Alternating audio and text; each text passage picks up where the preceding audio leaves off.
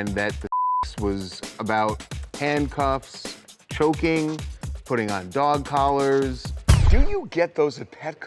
Gil, I mean, I remember walking out and CJ, the producer of the show, he's like, Shannon, this is gonna blow up the internet. Shannon Sharpe, the Hall of Fame tight end turned media powerhouse, is a man who has built his second act with the sheer force of personality, charisma, and a sharp wit that puts him in a league of his own. But now, the man who once dominated the gridiron and later the sports commentary world finds himself embroiled in a nightmare of allegations so intense, so disturbing, that his career and reputation hang precariously in the balance. What happened? How did we get here? And more importantly, how did Shannon Sharpe, one of the most recognizable voices in sports, become the center of a scandal that's been described as career-ending before a verdict has even been reached? But it just took off. Yeah. And everybody was they were just shaking their head. I was like, what? They're like, Shannon, this is gonna go crazy. Yeah. The fallout began with a lawsuit, an earth-shattering 50 million pound legal bombshell filed by an anonymous woman who claims that her relationship with Sharpe wasn't just rocky but abusive in ways that have left the public gasping. The details in the court documents are graphic, painting a picture of control, manipulation, and alleged acts so heinous that they've dominated headlines across every major outlet. According to the lawsuit, this woman, going by the pseudonym Jane Doe, met Sharpe when she was just 19 years old. What began as a consensual relationship allegedly spiraled into something darker, a relationship marred by allegations of coercion and violent episodes. Alrighty, y'all. So the Shannon Sharpe ESPN does he still keep his job conversation is beginning to, I was gonna say beginning to happen, but it's been happening, but I think now it's beginning to get louder because of different things that Attorney Busby has released, including the audios. So right now the conversation is, why is Shannon Sharpe still able to be? The accusations themselves are chilling. Jane Doe claims that Sharpe not only ignored her boundaries, but subjected her to acts of aggression that left her emotionally and physically shaken. What's more, the lawsuit alleges that during these incidents, Sharpe made threats, the kind that make your blood run cold. The woman claims he would use his words to intimidate her, to hold power over her, and to ensure her silence. If true, these claims paint a picture of a man far removed from the affable, larger-than-life persona fans have come to know on their screens. But it doesn't stop there. In the wake of the lawsuit, an audio recording surfaced, a haunting clip where Sharpe is allegedly heard threatening to choke the accuser. His legal team has been quick to spin this narrative, claiming the comments were part of a consensual role-playing scenario, a moment taken out of context. Yet the public, already reeling from the allegations, has not been so quick to buy that defense. The very existence of such a recording has added fuel to an already raging fire, casting doubt on Sharpe's denials and giving his accuser's claims a veneer of credibility that's impossible to ignore. Shannon Sharpe himself has come out swinging, calling the lawsuit a blatant attempt at extortion. In a social media post that felt more defiant than apologetic, he insisted that the relationship was entirely consensual. He went further, claiming that he is the victim of an elaborate setup orchestrated to siphon money from his hard-earned fortune. His lawyer, the high-profile Lanny Davis, has doubled down on this narrative, framing the accusations as a desperate cash grab. Davis even went as far as to reveal that Sharpe had offered Jane Doe tens of millions of pounds in an attempt to settle the matter privately, a revelation that has raised more questions than answers. After all, if Sharpe is innocent, why even entertain the idea of such a massive settlement? His attorney offered that up publicly. To me, her turning it down shows that it's not a money grab. No, it shows that it's a bigger shakedown. The timing couldn't be worse. Just as Sharpe was solidifying his presence on ESPN's First Take alongside Stephen A. Smith, the lawsuit has thrown his career into a tailspin. ESPN, ever protective of its brand, made the decision to let Sharpe step away from his duties temporarily. The network's statement was vague but pointed, calling the situation serious and expressing support for Sharpe's decision to take a break. Officially, it's being framed as a mutual agreement. Unofficially, insiders whisper that this was less of a choice and more of a necessity. Disney, the parent company of ESPN, is famously cautious when it comes to controversies that could tarnish its squeaky clean image. And let's be real, this is no ordinary scandal. Shannon Sharpe says he's temporarily stepping away from ESPN in the wake of a $50 million lawsuit accusing him of rape. A woman filed suit against Sharpe on Sunday, accusing him of raping her twice. But the Jane Doe lawsuit is only the latest in a series of incidents that have cast shadows over Sharpe's otherwise illustrious career. Back in 2010, another woman, Michelle Bundy Evans, accused him of misconduct, filing for a restraining order that sent shockwaves through the sports world. She claimed that Sharpe had forced himself on her and threatened to ruin her life if she ever spoke out. Though that restraining order was later dropped, the allegations lingered like smoke after a fire. Sharpe vehemently denied those claims at the time, but they've resurfaced now with a vengeance, adding weight to the current accusations and raising uncomfortable questions about patterns of behavior. So are now beginning to bring up past things that have happened with Shannon Sharpe, including a temporary restraining order that was filed against him back in 2010 from a woman that he was dealing with at the time, who accused him of sexual assault. He said in different things. Now, this was dropped. It was dismissed, that restraining. And then there's the matter of his tenure at Fox Sports. Although Sharpe was a fan favorite on Undisputed, his time there wasn't without controversy. Multiple sources allege that during his stint at FS1, a female production assistant accused him of inappropriate physical behavior. According to reports, the incident involved Sharpe choking the woman in what his camp insists was a playful interaction. Fox Sports, perhaps eager to avoid a media circus, reportedly settled the matter quietly for hundreds of thousands of pounds. No lawsuit was filed, no charges brought, and the incident faded into obscurity until now. For some, these past allegations are damning evidence of a pattern. For others, they're nothing more than old, unsubstantiated claims dredged up to smear a man already facing the fight of his life. But either way, they've added layers of complexity to a situation that was already murky, and they've made it infinitely harder for Sharpe to mount a defense that the public will find convincing. The sports media world, known for its tight-knit camaraderie and fierce rivalries, has been quick to react. Stephen A. Smith, Sharpe's First Take co-host and arguably one of his closest allies in the industry, has come out in support of Sharpe, albeit cautiously. On his personal platform, Smith described Sharpe as a friend and expressed his belief in Sharpe's innocence. But even Smith, ever the calculated commentator, admitted that he doesn't know all the facts. His support, while heartfelt, is tinged with uncertainty, a reflection of the high stakes and the high emotions surrounding this case. Because I got Club Shay, Right, and I've right. almost got 3 million subs. Right. And ever since that Katt Williams, a Yeah. lot of mofos been treating your boy different. What? But not everyone in the industry has been so supportive. Behind the scenes, whispers of Sharpe's temper and his sometimes abrasive demeanor have begun to surface. Colleagues who were once eager to sing his praises are keeping their distance, wary of being caught in the crossfire. It's as if the walls are closing in, with Sharpe finding himself increasingly isolated in a world that had once embraced him as one of its most colorful characters. And yet, even as he faces the fight of his life, Sharpe remains defiant. He's vowed to clear his name, to fight back against what he insists are malicious lies designed to destroy him. But with each passing day, the questions only multiply. Who is Shannon Sharpe behind the microphone, behind the camera, behind closed doors? The answers, it seems, are as elusive as ever, and the story, far from over, is only getting darker. But a lot of the stuff he was saying, because I don't live in that world, people think because, oh, Shannon, you live in Hollywood, you have that, you must have heard, you must have been, no, bro. And then, just when you thought Shannon Sharpe's world couldn't spiral any further into chaos, in comes the one thing no one expected to be part of this swirling scandal, a 3-hour interview with Katt Williams. Yes, the Katt Williams, the comedy icon who's made a career out of pulling no punches, calling out hypocrisy, and dragging every skeleton out of every closet he's ever encountered. This was no ordinary sit-down. This was Katt Williams unleashed, unfiltered, and ready to burn the house down with words sharper than any blade. And Sharpe, knowingly or not, handed him the match. For everything I'm telling you. That's why I can say them so freely. Kid, I need another one. You here, get your number. Thank you, sir. Thank you.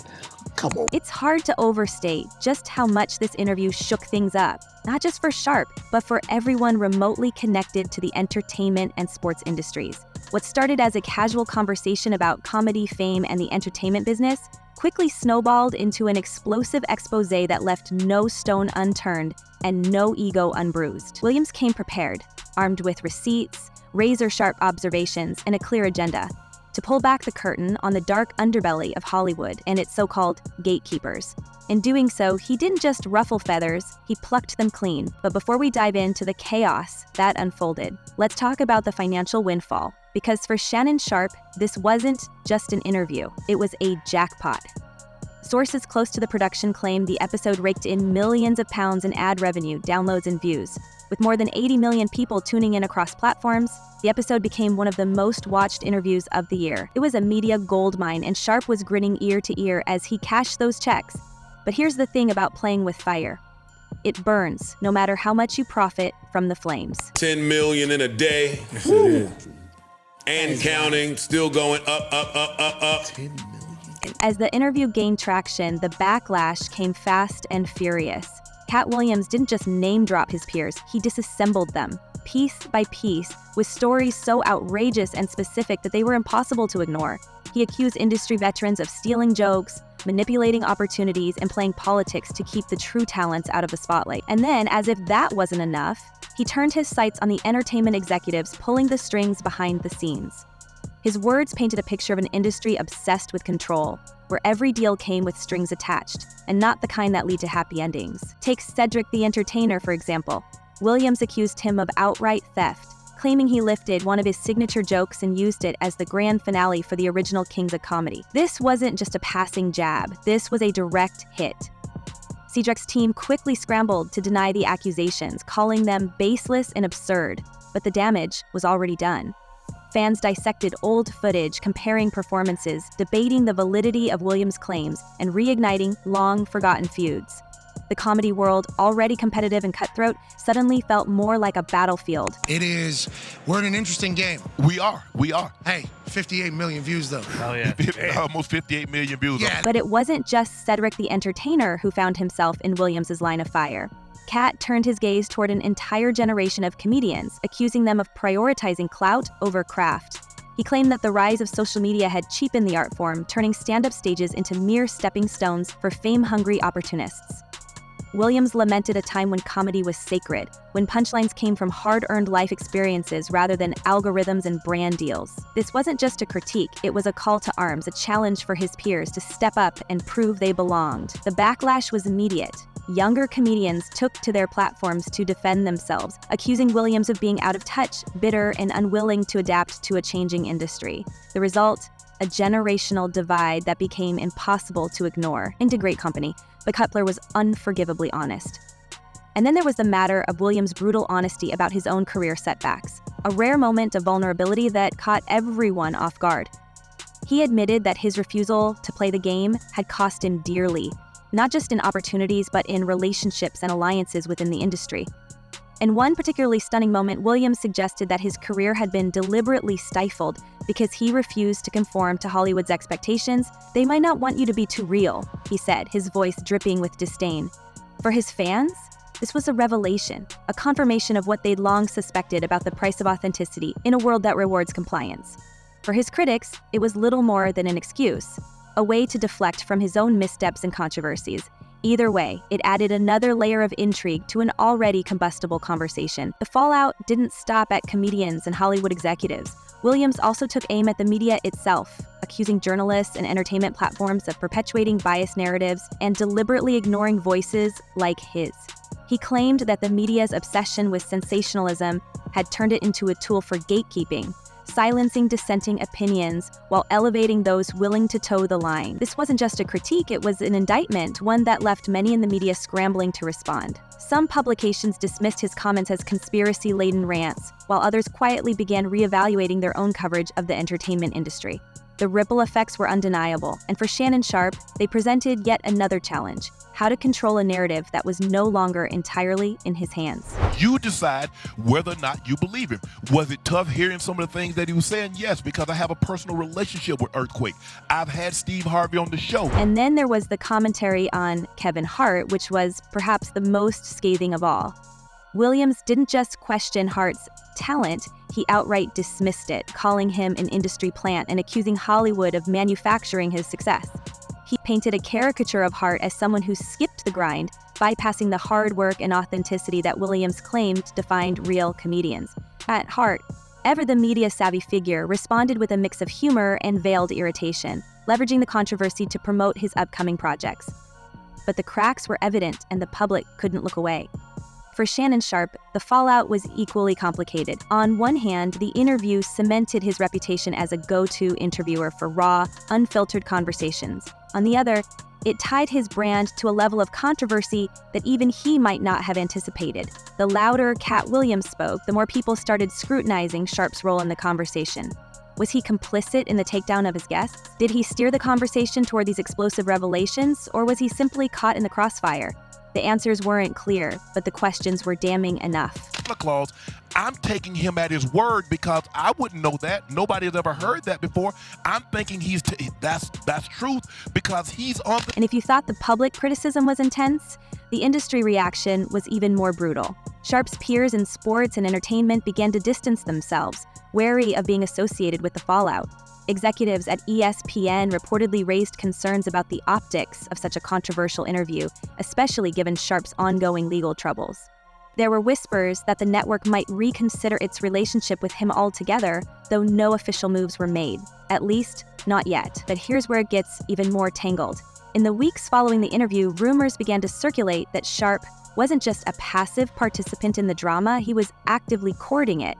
Insiders claimed he knew exactly what Williams was bringing to the table and encouraged him to let loose for the sake of views. If true, this paints a very different picture of Sharpe. One not of an innocent host blindsided by his guest, but of a savvy operator willing to risk everything for ratings. And I don't want to get too far in it, but anyway, it was the person told a lie. And the risk didn't stop there. As if the original interview wasn't enough, Sharpe began teasing the possibility of a follow-up with Williams. In his typical larger-than-life fashion, he hinted at even bigger revelations and promised fans that they hadn't seen or heard it all. The timing couldn't be worse. With his legal battles far from over and his reputation already on shaky ground, the idea of doubling down on controversy feels like playing with dynamite while standing in a minefield. But perhaps the most fascinating part of all this is how it's reshaped public perception of Sharpe himself. For years, he was seen as a straight-talking, no-nonsense commentator who brought a refreshing honesty to sports media. Now, he's become a polarizing figure, a man whose ambition and hunger for success may have led him to places he never intended to go. Fans are divided, with some applauding his willingness to tackle controversial topics and others accusing him of losing sight of his integrity. The Shannon Sharpe brand, once synonymous with excellence, is now a question mark. And that question only grows louder with every new headline, every new rumor, every new twist in this ever-evolving saga. But what do you think? Is Shannon Sharpe a victim of circumstance or a mastermind of his own downfall? Are these interviews a bold move toward truth-telling, or are they reckless stunts with no regard for the consequences? And most importantly, where does he go from here, if he can go anywhere at all? Let us know your thoughts down below, and as always, we'll see you in the next one.